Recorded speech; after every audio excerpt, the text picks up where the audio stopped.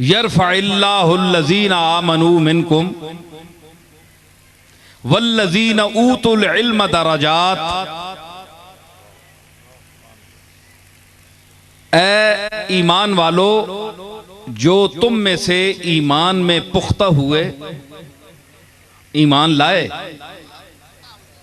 लेकिन ईमान में मजीद पुख्तगी इख्तियार की, उनके दरजात भी बुलंद करूंगा और उनके दरजात भी जिनको मैंने इल्म दिया है, इल्म दीन अता फरमाया है, उनके दरजात भी मैंने बुलंद किए हैं, दुनिया में भी और आखिरत में भी करूंगा।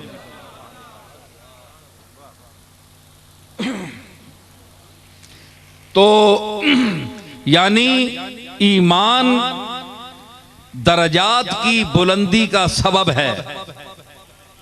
जितना ईमान होगा उतने दरजात बढ़ेंगे, जितना इल्म होगा उतने दरजात बढ़ेंगे, और जो इल्म नहीं रखते उनका दर्जा इल्म रखने वालों से बहुत कम है, क्योंकि इल्म रखने वालों को अल्लाह दरजात दे रहा है। कुरान मजीद की आयत है।